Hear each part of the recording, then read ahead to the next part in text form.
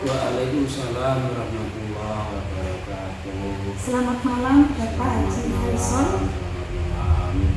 Semoga diberi kesehatan, panjang umur, rezekinya lancar, semua urusan dipermudahkan.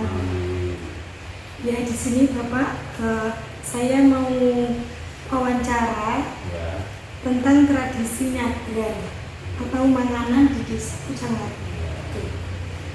Masalah tradisi nyadran itu sudah sampai kala sudah ada namanya tradisi nyadran. Nyadran yang ada di desa Pujangan itu kan ada beberapa tempat. Kalau nggak salah itu ada 8 tempat, tapi yang 2 tempat itu sudah ditiadakan, jadi tidak ada, tinggal 6 tempat. Yang pertama yaitu tradisi nyadran yang berada di makam atau kuburan raya. Yang kedua makam kuburan losari, dan yang ketiga makam kuburan Pucang. Dan yang keempat yaitu nyadran yang ada di dusun Pucang dan dusun losari. Ada satu tempat lagi yaitu kuburan, kalau orang Pujangan dikatakan kuburan anak kecil. Sedangkan yang 2 yaitu nyadran yang berada di dusun Randa itu berbeda dengan nyadran Sahut, itu sudah puluhan tahun itu sudah ditiadakan, jadi tinggal ada 6 nyadran, 6 tempat, yang 4 di kuburan, yang 2 itu di punden. Kalau orang Betawi mengatakan itu punden ya. Terus sejak kapan tradisi nyadran ini dilakukan ya Pak? Ya, tradisi nyadran itu sejak dulu kala, semenjak saya itu lahir itu sudah ada nyadran. Berarti tradisi nyadran itu tinggalannya nenek moyang kita sekarang ini tinggal meneruskan, yaitu tradisi atau kebudayaan yang ada di desa Pujangan. Terus siapa saja yang biasanya terlibat dalam kegiatan nyadran itu ya Pak? Yang terlibat dalam kegiatan nyadran itu di antara tempat-tempat yang sudah kita sebutkan itu semuanya itu ada pengurusan masing-masing. Ya, semuanya ada pengurusan masing-masing. Kalau di kuburan Randa, di kuburan-kuburan itu setiap hari yang sudah ada ketentuannya itu ya ada acara pembukaan, kemudian acara sambutan pertama, sambutan dari pengurus atau panitia setempat. Yang kedua juga ada sambutan dari kepala desa, dan yang seterusnya adalah pembacaan surat Yasin, tahlil, dan ditutup doa. Itu acara yang sudah kita laksanakan setiap tahun itu, nyadran yang berada di kuburan atau di tempat makam tersebut. Terus biasanya kapan tradisi nyadran itu dilakukan ya Pak? Tradisi nyadran itu dilaksanakan biasanya 1 tahun 1 kali, itu tepatnya pada bulan 9 atau bulan 10, melihat situasi dan kondisi masyarakat desa Pujangan itu biasanya bulan 9 atau bulan 10 itu sudah panen.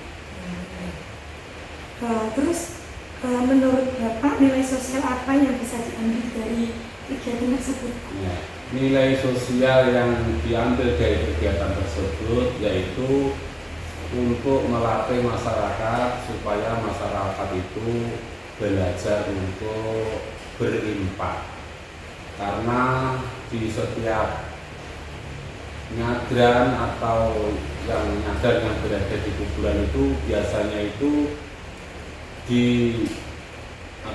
dananya itu diambilkan dari lingkungan masing-masing. Ya, itu kan untuk mempelajari supaya masyarakat itu bisa belajar untuk bersedekah atau beramal. Terus apakah ada perubahan dalam pelaksanaan nyadran dari dulu sampai sekarang, Pak? Dari dulu sampai sekarang itu ada perubahan karena pada dulu sekitar tahun 1980-an itu nyadran yang berada di makom atau di kuburan itu tidak diadakan tahlil di tempat kuburan, tapi diadakan hanya merupakan selamatan di lingkungannya masing-masing. Itu kan sudah ada perubahan mulai tahun 1980 ke bawah itu namanya selamatan di lingkungannya masing-masing. Tapi kemudian pada tahun 1980 sampai sekarang itu ada perubahan, diadakan tahlil dan membaca surat Yasin di kuburan. Itu kan sudah merupakan perubahan. Terus apa ada doa khusus untuk kegiatan nyadran itu, Pak? Untuk kegiatan nyadran, yaitu doa khusus itu ya tidak ada, karena kegiatan nyadran yang berada di makom itu kan ya termasuk semuanya itu untuk mendoakan semua ahli kubur ingkang sampun rumiyin kula lan panjenengan sedaya. Berarti kan ya doa tahlil kemudian doa itu kan ya dikatakan doa khusus ya khusus karena tempatnya itu di tempat makam atau di tempat kuburan. Terus ketika nyadran itu apakah ada makanan atau hidangan yang khas? Ya, setiap nyadran itu ya ada makanan, tapi tidak ada makanan yang khas. Makanannya itu yang merupakan snack, kemudian itu setiap satu kakak itu membuat berapa kotak snack, tiga kotak atau 2 kotak bersama dengan berkatan. Berkatan itu ya setiap satu kakak itu bawa 2 atau 3 gitu saja. Sejak dulu ya begitu, tidak ada makanan yang khas. Makanannya yang khas ya makanannya orang Pucang ya biasa-biasa saja itu. Terus biasanya yang ikut serta nyadran itu umum, siapa yang ikut atau ada undangan khusus ya, Pak? Ya, biasanya yang sudah kita laksanakan itu semua warga desa Pucang yang merasa mempunyai ahli kubur yang dimakamkan di tempat makam itu. Semuanya biasanya itu ikut tahlilan. Semuanya ikut mendoakan kepada arwah-arwah, khususnya dari ahli waris yang sudah mendahului. Terus ketika nyadran apa ada seperti tanggapan gitu loh, Pak, atau menganggap apa gitu? Kalau nyadran ada tanggapan itu juga ada.